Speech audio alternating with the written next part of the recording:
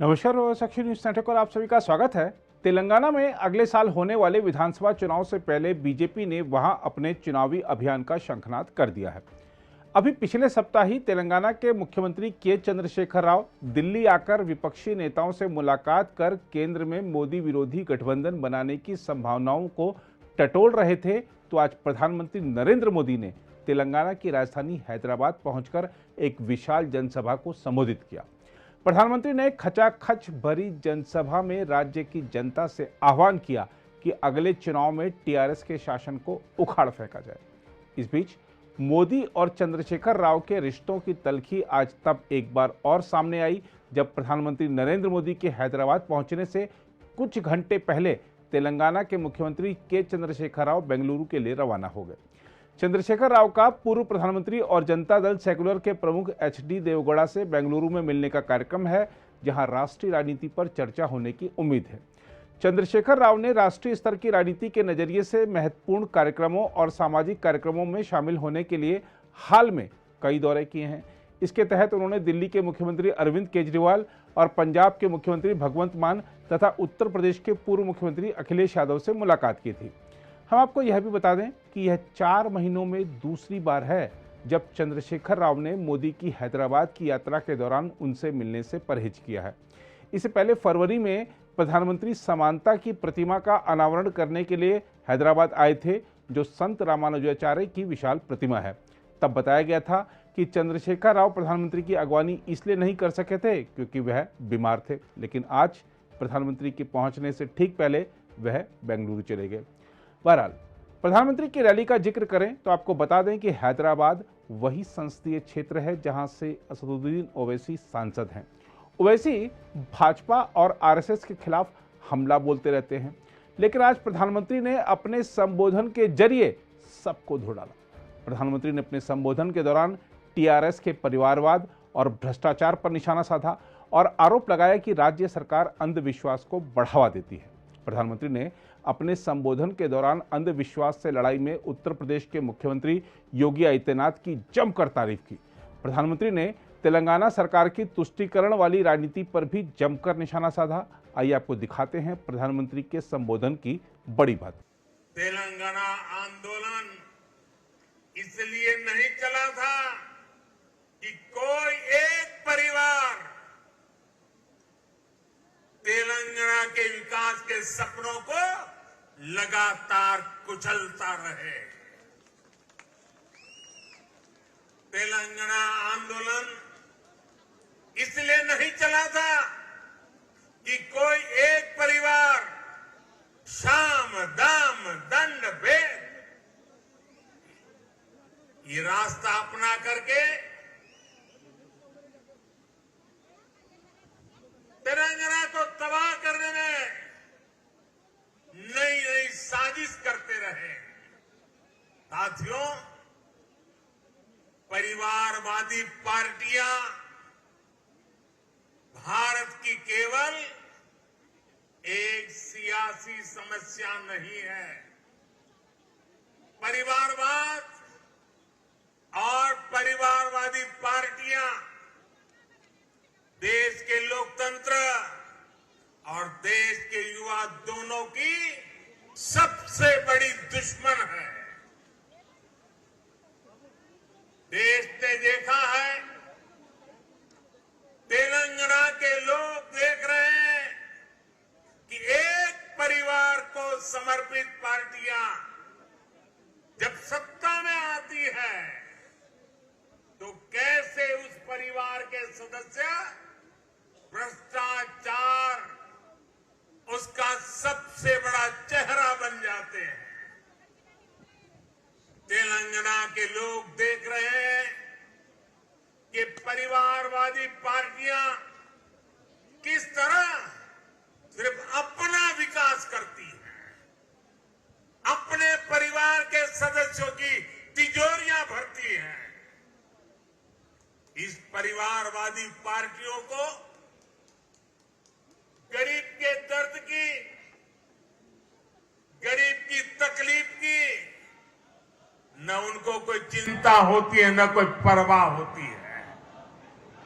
इनकी राजनीति सिर्फ इस बात पर केंद्रित होती है कि एक परिवार लगातार किसी भी तरह सत्ता पर कब्जा करके लूट सके तो लूटता रहे।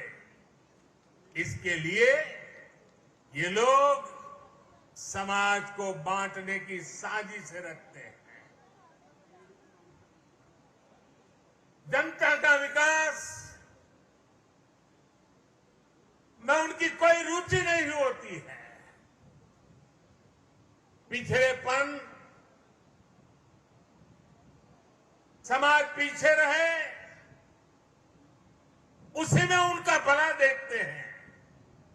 साथियों, परिवारवाद की वजह से देश के युवाओं को, देश की प्रतिभाओं को राजनीति में आने का अवसर भी नहीं मिलता।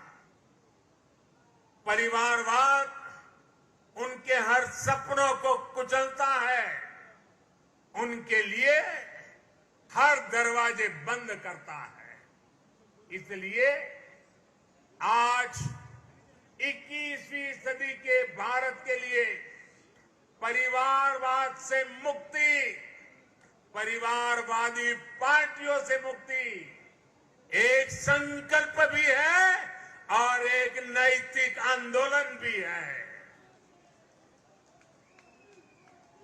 जहां जहां परिवारवादी पार्टियां हटी है, उनका अस्त हुआ है, वहां वहां विकास के रास्ते भी खुले हैं। अब इस अभियान को आगे बढ़ाने की जिम्मेदारी तेलंगाना के मेरे प्यारे भाई और बहनों की है, तेलंगाना की जनता की है। साथियों, एक और भाजपा की लड़ाई तेलंगाना के भविष्य के लिए है, तो दूसरी ओर ये लड़ाई तेलंगाना के सम्मान, स्वाभिमान और पहचान की भी है। यहां एयरपोर्ट से बाहर आते ही तेलंगाना की जो हवा में महसूस कर रहा हूं, ये जो मैं दृश्य देख रहा हूं, ये तपती धूप में आप लोगों का उत्साह, उमंग देखता हूं। मैं इसके आधार पर कह सकता हूं कि हमारा संघर्ष रंग ला रहा है।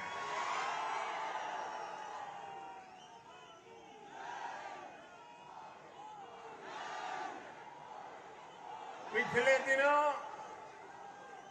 अलग अलग चुनावों में भाजपा की जीत इस बात का स्पष्ट संकेत है कि तेलंगाना में अब लोगों ने मन बना लिया है। तेलंगाना में अब बदलाव पक्का है। तेलंगाना में अब भाजपा तय है। साथियों, भाजपा ने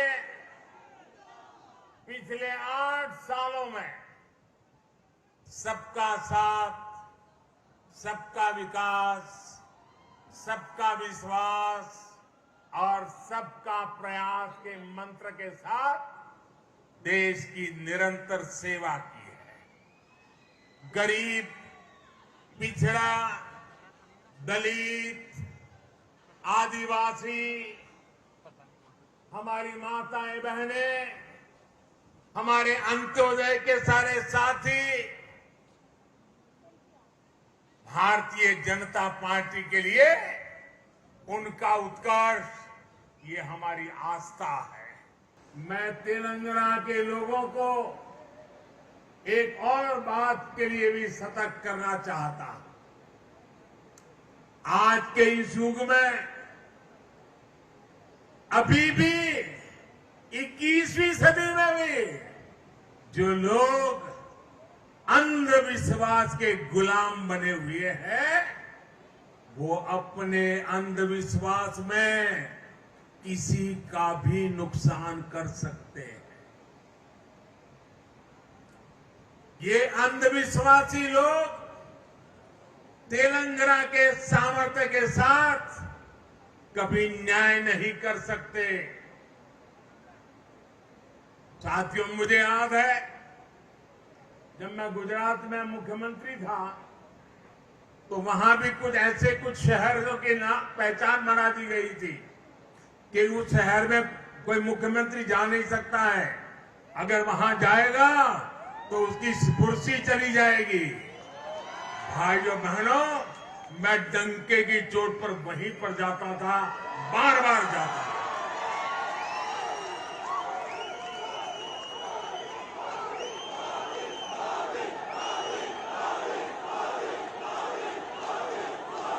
मैं विज्ञान में विश्वास करता हूं, मैं टेक्नोलॉजी में विश्वास करता हूं। भाइयों बहनों, मैं तो आज तेलंगाना की इस धरती से उत्तर प्रदेश के हमारे मुख्यमंत्री श्रीमान योगी आदित्यनाथ जी को भी बधाई देता हूं।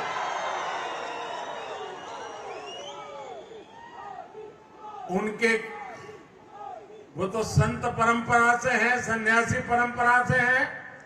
उनके कपड़े और वेशभूषा देख करके कोई भी बात मान लेगा।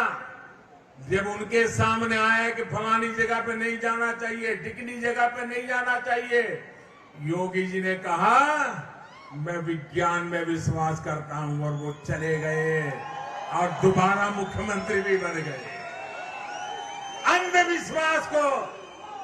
अंधविश्वास को इस प्रकार से तवज्जो देने वाले लोग तेलंगाना को, उसके भविष्य को कभी संवार नहीं सकते हैं।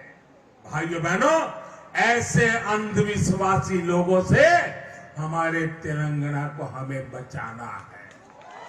हम आपको बता दें कि हैदराबाद नगर निगम चुनाव में भाजपा का शानदार प्रदर्शन रहा था और हालिया विधानसभा उपचुनाव में भी बीजेपी ने टीआरएस के गढ़ में सेंध लगाई थी। तेलंगाना में जिस तरह कांग्रेस कमजोर हुई है, उसका लाभ भाजपा उठाना चाह रही है, इसलिए वह राज्य सरकार को घेरने का कोई मौका नहीं छोड़ती। अगले साल होने वाले विधानसभा चुनाव में मुख्य मुकाबला टीआरएस और बीजेपी के बीच ही माना जा रहा है। भाजपा की तेलंगाना इकाई के अध्यक्ष और सांसद बी संजय कुमार ने तो वादा किया है कि उनकी पार्टी जब राज्य में सत्ता में आएगी तो वह अल्पसंख्यक आरक्षण को समाप्त कर देगी और इसका लाभ अनुसूचित जाति, अनुसूचित जनजाति और अन्य वर्गों को दिया जाएगा। भाजपा अध्यक्ष बी संजय कुमार ने धर्म परिवर्तन और लव जिहाद के विरुद्ध काम करने के प्रति भी संकल्प जताते हुए कहा है कि अगर गरीबों को धर्म परिवर्तन करने पर मजबूर किया जाएगा तो हिंदू समाज बर्दाश्त नहीं करेगा। हम आपको याद दिला दें कि हाल ही में हैदराबाद में एक दलित युवक की इसलिए हत्या कर दी गई थी क्योंकि उसने एक मुस्लिम लड़की से विवाह किया था। इस मामले को लेकर भी हिंदूवादी संगठन राज्य सरकार के खिलाफ हमला बोले हुए। अगर आप भी लेना चाहते हैं देश दुनिया की तमाम जानकारी तो आज ही सब्सक्राइब करें हमारे चैनल को। साथ ही नीचे दिए बेल आइकन को जरूर दबाएं ताकि हर अपडेट आप तक पहुंच सके।